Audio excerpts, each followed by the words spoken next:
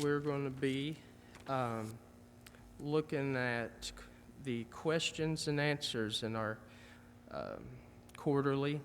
We're going to be able to see the grace of God's invitation and the seriousness of rejecting it, to wonder at Christ's answers, to trick questions, and to spread the good news that Jesus is the answer to life's questions. Before I get started, I want to kind of touch on the last part of the lesson first, and ask, it's just a rhetorical question, just kind of think about it, but what is love? Dictionary.com, when you look it up, it says it's an intense feeling or a deep affection or a great interest and pleasure in something.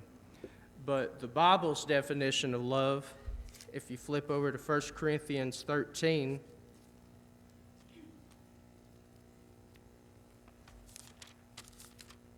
verses 4 through 8, you'll see the Bible's definition of love.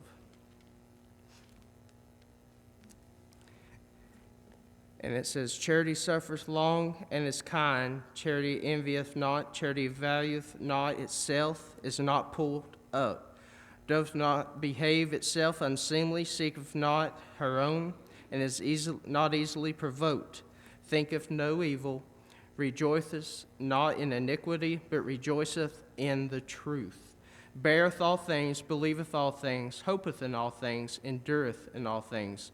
Charity never faileth, but whether there be prophecies, they shall fail. Whether there be tongues, they shall cease.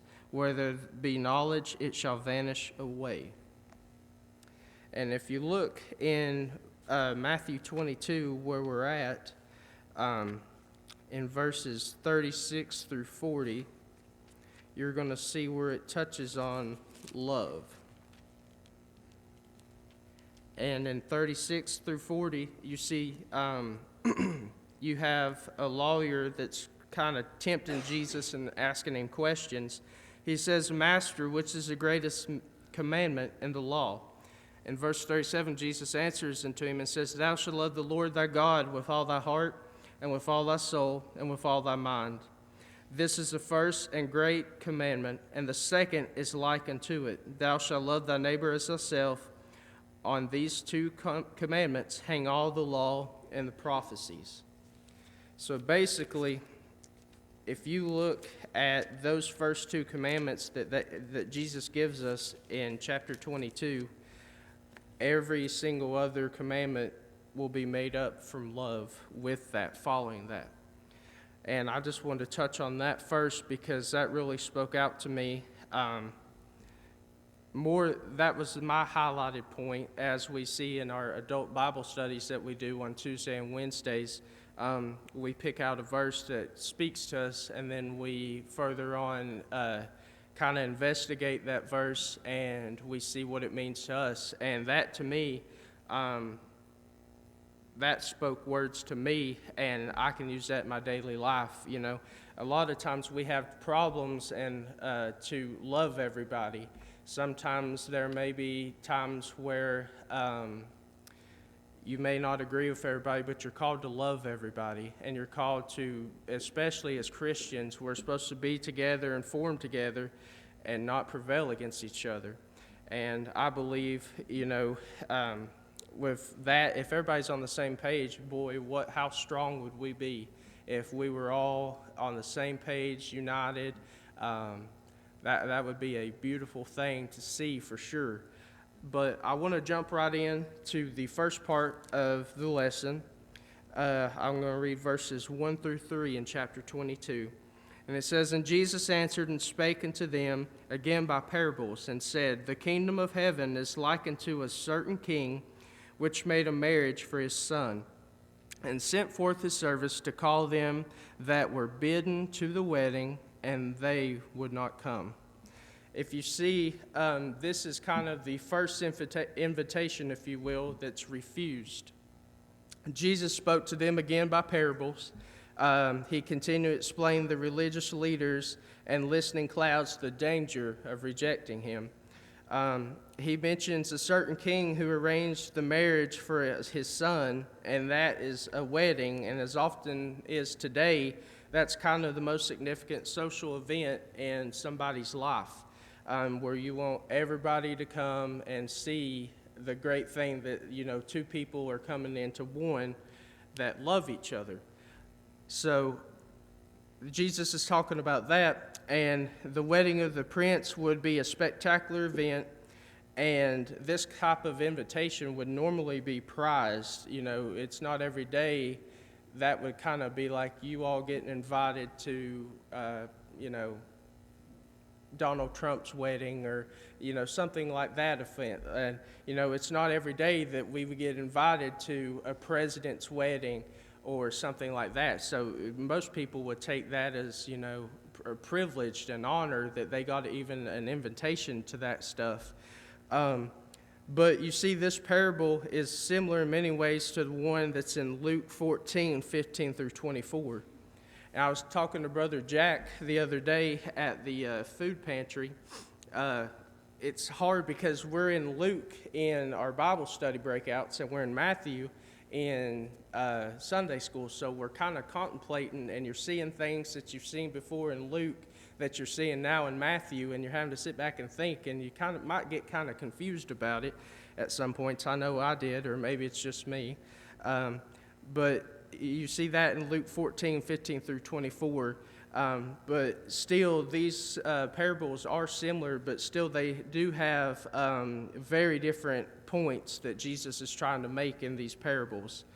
I seen a quote that I liked, and it said, most preachers will use a good story more than once. And, I kind of think that's what Jesus is doing here.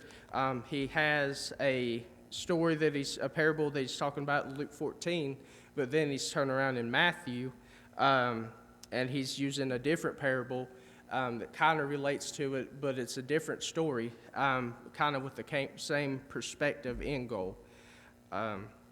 They're not willing to come, the people who receive the invitations, and it seems strange that those invited refuse an invitation to a royal wedding. But this illustrates the principle that there's no logical reason that God's gift is refused by some people. Next, I want to break down verses 4 through 7.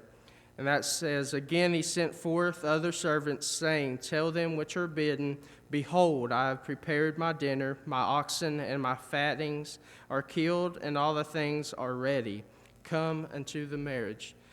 But they made a light of it, and went off their ways, one to his farm, another into his merchandise. And the remnant took his servants, and entreated them spitefully, and slew them. But when the king heard, therefore, he was wroth, and he sent forth his armies, and destroyed those murderers, and burned up their city. Tell those who are invited, he says, see, I have prepared. The king persisted in making the invitation as attractive as possible. He goes out and he tells them that, like he says in verse 4, that he's got his oxen and he's got all these fatlings that he's killed and all these things. He's, kind of wanted to make it attractive so more people's going to come out to this wedding. But yet still people refuse. And you see down in verse 7, verse 5, he says that one, he's tending to his farm, the other, he wants to tend to his merchandise. It's, everybody seems to be making excuses for this wedding. A great social event that happened in the Jewish culture of that day, people were invited to, but without a set time. On the appropriate day, when the host was ready to receive the guests, they sent out messengers saying that all things was ready and it was time for them to come eat. So nowadays, when we send out an invitation, they'll send out, a little pamphlet saying in the mail saying, it's from 2 to 4 and we're having all this, this, and this. Well, back then, the king sent his workmen out, and they said, the king's got all this prepared. Let's eat. Follow me. We're going to go back, and we're going to have a good time. So then the king in this parable had long ago sent out his invitations, But it was not till everything was prepared, the final summons was issued, and it was he took it as he was insultingly refused. All these things was ready is the message of the gospel. You don't come to God's feast to prepare your own meal. He's already made that meal for you, and you just come to receive it, just like the king. The king had all this meal prepared. He's, making it as attractive as he can, and he says, all you got to do is come eat. And that's kind of like how God is with us. He wants us to get our reward, which is heaven, and the only way we can get through heaven is accepting his son, that he died for our sins. And, he gives us this rule book, this blueprint book, and it says, everything in this thing that we need to know is in this book. And he makes it as attractive as it could be, but yet still some people deny that. And, that's a scary thing, because I couldn't even begin to imagine. I look back at my life and who I was before I fully had Christ, and I was that type of person that, before I had Christ, I was a little rebel, and then even when I thought I had Christ, that was even scarier, because, you think that you're okay in the end, that in the back of your mind you have this thing that you're like, okay, no matter what, like I'm saved, I got this, it's okay. But then when life hits you in the face and you realize real quick, like, man, I never had it to begin with. And that was kind of my situation. And thankfully, by the grace of God, when life hit me and it made me realize that I never had it, I was saved at a young age. I was 8 years old on April 5th, and I remember it like it was yesterday. My great-grandfather baptized me, and he also helped me get led to Christ, and that following Sunday I was baptized. But, I went through that and at a young age, and I still felt like I had Jesus, and I had those things, but yet I was still missing something. And growing up and, going about my adult life and stuff, I realized that I was missing something. And that's kind of like this parable, These people are missing something when they're going to the king's, they're refusing to go to the king's meal that he's prepared for them. That's me. That's how I was. I was missing that meal. I was trying to make that meal, so to speak, for myself. I was trying to make it for me. And, like it says, God makes that meal for us. We don't have to make it. We don't have to lift a finger. All we got to do is show up and eat. And, that's what people, I feel like myself included, we struggle with. Because, like I said, for years, 6 years I was making my own meal about how I thought things were going to be. And even still, until recently, I was still making my own meal. And, after that, it's kind of like you take a bite of that meal and it's burnt or it ain't cooked. And you're like, I'm missing something. And you're missing the whole point that Jesus is trying to tell you. You're missing that point that he says, hey, I've made this meal for you. You don't have to cook. You don't have to lift a finger. You don't have to do anything. I've made this meal. All you got to do is show up to my house and eat. That's all you got to do. And once I finally realized that, things got a lot better. But it says, he goes in and at the bottom of chapter 7, verse 7, he's furious. He sent out his armies and he destroyed the murderers. The king rightfully brought judgment upon these offenders. Not only did they reject his invitation, but they also murdered his messengers. This was a prophecy of what would happen to Jerusalem later in the cities whose religious leaders so strongly rejected Jesus and his gospel. If you look down at verses 8 through 10, it says, Then saith he to his servants, The wedding is ready, but they which were bidden were not worthy. Go ye therefore in the highways, and as many as ye shall find, bind to the marriage. So those servants went out into the highways and gathered together as many as they could, both bad and good, and the wedding was furnished with guests. So you see, he's going out, and the king's finally like, you know what, like all these people that I thought, we could get, and they were going to come in, all the friends and stuff. They're not coming. So what I want you to do is I want you to go out to the highways, and good people, bad people, I don't care who it is, I want you to come and tell them, hey, I've got a feast. I don't want this food to go to waste. I want you to bring those people in, and I want them to eat. And, he told them as many as they can find. The king was determined that he would not have an empty banquet hall. So an invitation was given to all that could hear. And to me, that's speaking to us as Christians. God, he just doesn't call the so to speak, church people. He goes out and picks the worst people of the worst, and, he brings that meal to them just like he would me, just like he would to you. When I was in law enforcement, I've met a lot of terrible people. I put away a lot of terrible people that, did absolutely awful things. And, even God can save those people just like he can me and you. I can attest he saved one of them while I was still there. And, it was a beautiful thing, because God looks at all sin as the same. And, for me to sit there and look at him and judge him by what he did, that's, in God's eyes, what he did isn't as bad as me lying, or me, taking his name in vain, or me still, whatever it may be. God sees all sin the same. And I know in my career, I had trouble seeing that. And, I would compare things, and I seen an illustration that it had levels of sin.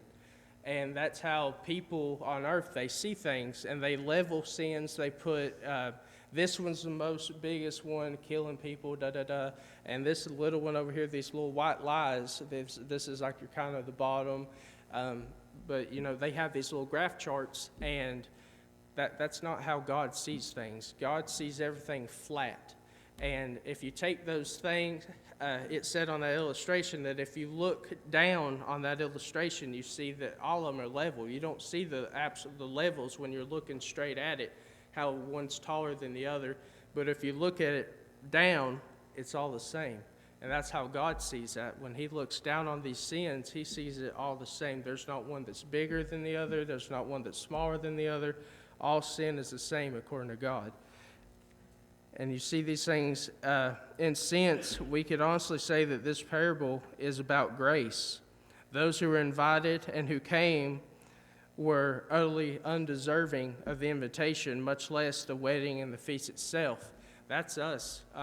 We're so undeserving of God's grace that he gave for us. He gave, John 3:16 says, he gave his only son to go die on a brutal cross that we just celebrated a couple weeks ago, Easter, that he died for you and me and wiped our sins all out. He forgets about them, and he took our punishment, and through his blood we're saved. All we have to do is accept that feast, so to speak. And those people, I'm grateful that king in this parable, he goes out to the streets and he says, I want you to get the most unworthy person. I want you to get the bad people, the good people, because I'll tell you something, I'm the unworthy person. Like Paul says, I'm the chief of all sinners. I sin daily, but yet God's grace, he forgives me and he washes me white as snow, and through his blood I'm saved. And I thank God for that every single day, that I get the chance to wake up and start new and to be a light for him. But I'm grateful that, the king goes out and he says, I want those people. I want those people. Because if he didn't want those people, I guarantee you none of us would be here today. This church would be empty. But thank God we have that God wants us, and he wants to use us, and we're able to be used. And I couldn't be more grateful for that. If you look down in verses 11 through 14, it says, when the king came in to see that the guest, he saw there was a man which had not had on a wedding garment.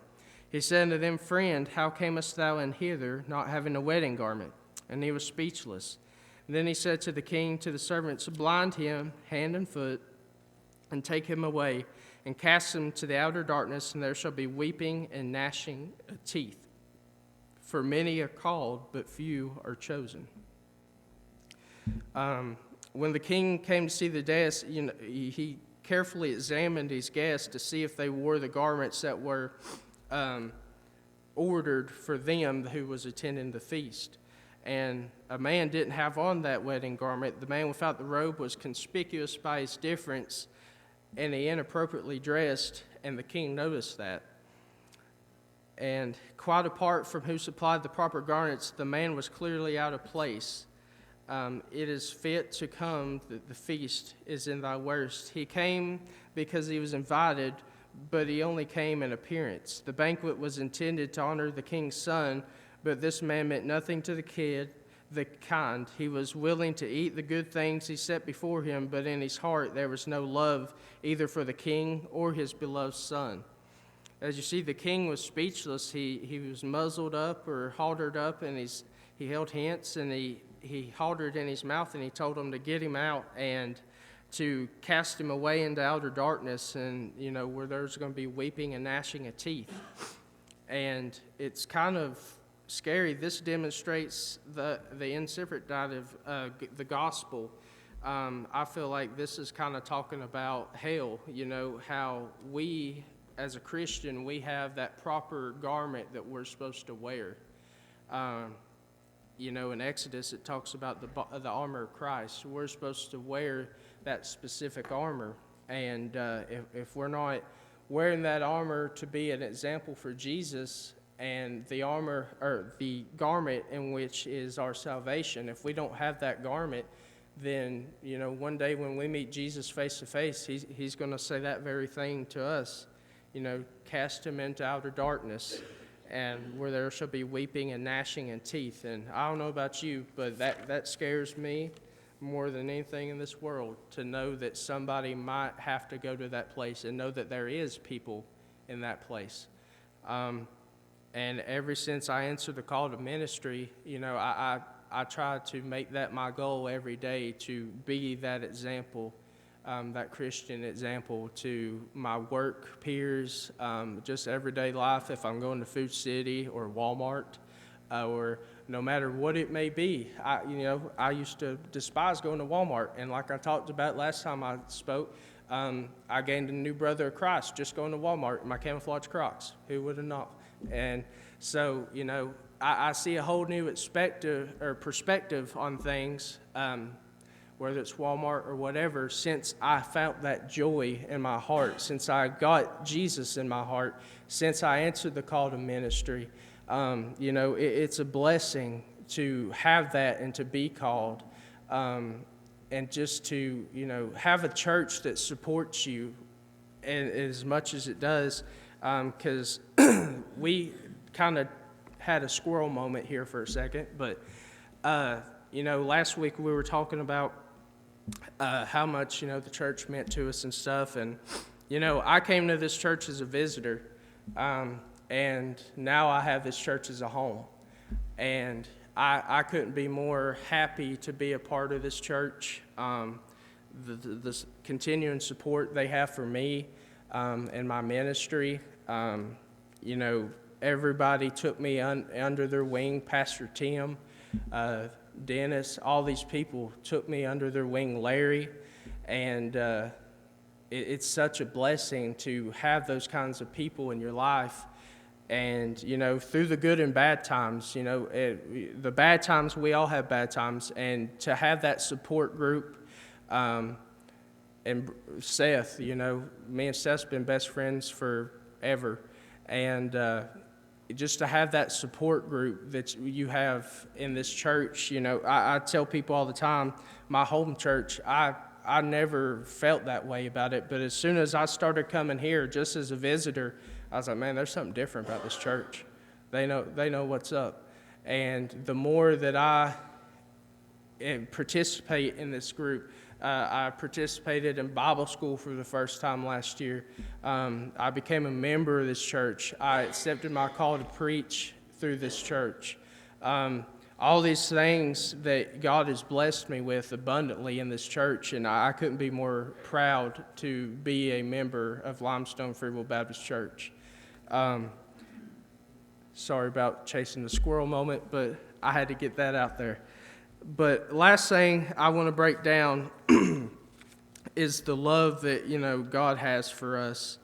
A lot of times in life, I talked about 1 Corinthians, love is patient, love is kind, love does not boast. A lot of times in life we struggle with loving others, and the whole point of the back end of chapter 22 is about love. And you see at the end of it, they, start talking to Jesus, and they're trying to get Jesus tempted and tongue-tied and stuff. And, Jesus pops them with another question. He's famous for, somebody asks him a question, he's going to answer him with a question. And he has kind of a mic drop moment when they're sitting there talking to him, and he starts talking about, the first greatest commandment. And the Pharisees gather around talking to him, and he says that, they said, who is the Son of God? He says, I'm the Son of God. And then verse 46 stood out to me more than anything. And it says, and no man was able to answer him a word, neither dost any man for the day forth ask him any more questions. And you see that all this time on the back end of the chapter 22, they're trying to get Jesus tongue-tied. And you see that a lot, in the Gospels, that they're trying to get Jesus tied up and stuff when he's up on the mountain and Satan's telling him to look over and see all these cities. Satan's trying to get him he's trying to tempt Jesus. And all these times they try to tempt him, and he starts popping these questions out, and, they're sitting there like, whoa. And they're trying to rethink their steps. And I find it humorous, the Pharisees and the Sadducees, they're kind of like, trying to get Jesus to mess up. And I picture it like they're, poking him, trying to get him just to mess up one time, slip up. And yet he doesn't. He's perfect. He doesn't do that. And, they're still poking him.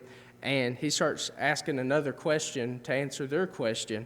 And he starts getting them all confused. And sooner or later, they just get so mad, they just stop. And they're like, you know what, I'm done. I ain't got no more questions. Like, I'm going about my life. Like, I can't crack you. You're uncrackable. And it's one of those things, I find it humorous because, all throughout the Gospels, the Sadducees and the Pharisees, like, they're all the time trying to get Jesus to mess up. And that's how the devil is today with us, He's all the time on our shoulder trying to tempt us, trying to get us to mess up, so to speak, trying to get us to fall short, to lead into temptations and stuff. And, we should strive to be like Jesus. And I don't mean answering a question with an answer, or a question with a question. I mean to not fall into those temptations, to keep going, and to finally, the devil's like, I ain't going to mess with Justin no more. Like, I can't get through him. I can't crack him. I ain't going to mess with Dennis no more. I can't crack him. And, I think that's kind of the point that Jesus is trying to make here, that, there is only one. As Christians, we're supposed to be Christ-like, and meaning we're supposed to be like Christ. And, we're not going to be Christ. We're not going to be perfect, yet we're still going to have flaws. We're still going to mess up. We're human. That's part of it. And Jesus knows that. But yet, every day as Christians, we should strive to be the best that we can as a Christian and just as a person. And now more than ever, this world is a dark, dark place. I quit watching the news a long time ago because I just got sick and tired of seeing what was on the news. And it's awful to see. And, in the darker the world, the more you're going to see that light far away. And that light could be us in that dark world.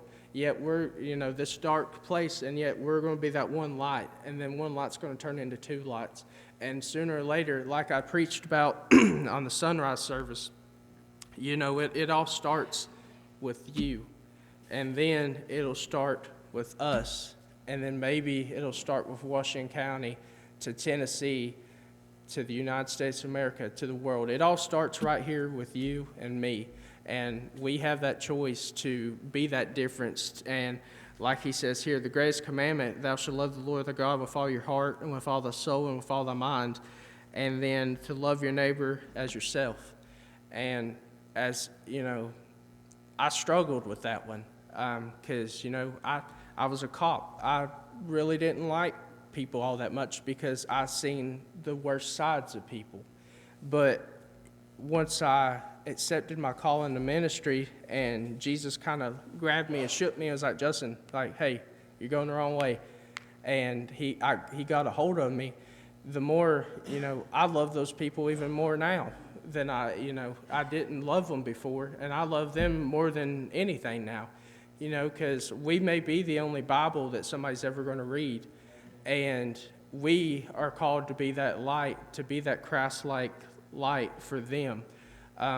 Because, we, like I said, we may be that only Bible that somebody's ever going to read. And it's up to you on how they read that Bible.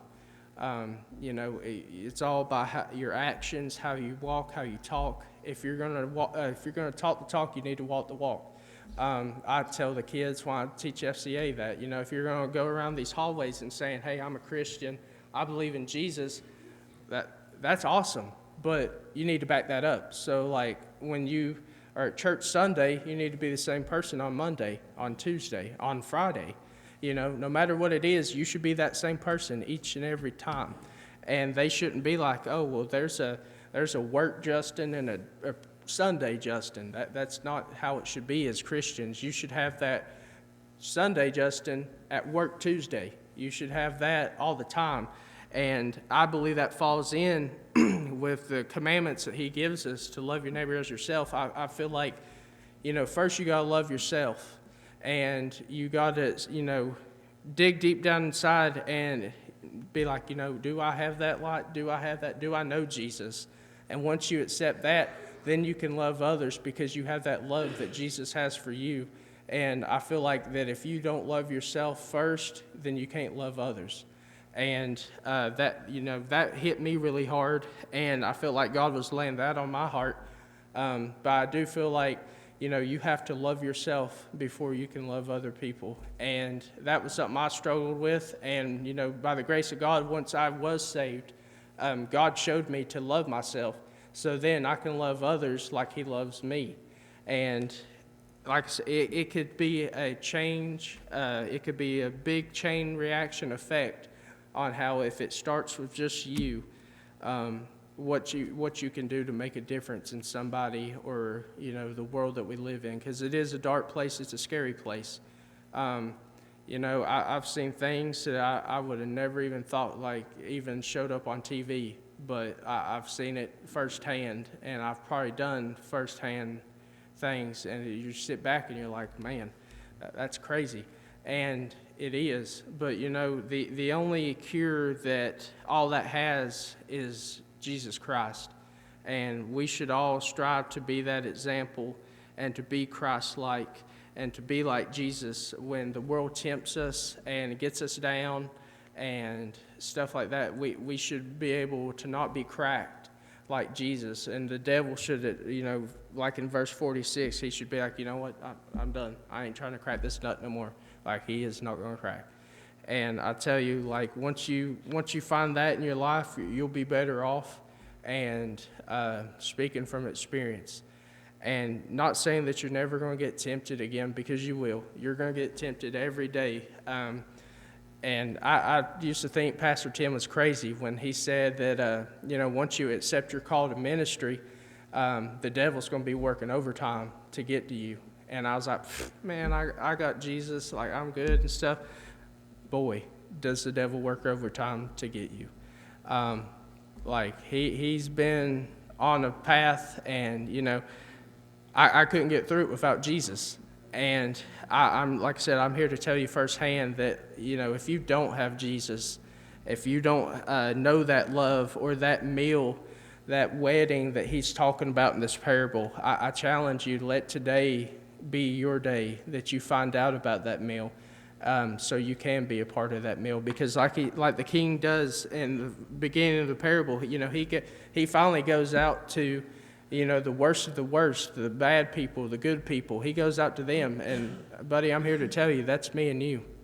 And he reaches out to them just like he does us. And he's calling for everybody that has ears to listen. And he says that many, many times throughout the New Testament, that he who has ears, let him hear.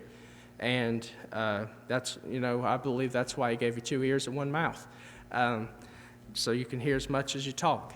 But in closing, if you don't have that love that Jesus has, I challenge you to let that show, and go talk to somebody to find that love, because it's an amazing thing. I can't really describe how amazing it is. I could be here all day for it, but if you don't have that, I challenge you to have that, and that way you can enjoy that meal that He's prepared for you. But let us pray. Father God, I thank you for this day and our many blessings, God. I thank you for this church and the people in it, God. We're blessed with such a great church, such a great board, and great people that's in this church. I thank you for Brother Tim that's come today to preach, Lord. I pray that you just be with him and just be on his heart with his sermons. Lord, I pray that you just bless him abundantly, Lord. And I be with our board as they make decisions for our church, God. And I pray for just the people in it that let them be touched and to be a light for you, God, in this dark world. And I thank you for all that you do for us, Lord. I thank you for these the prayer requests, Lord, and you know them. And just wrap your loving arms around them, God, and just be with them.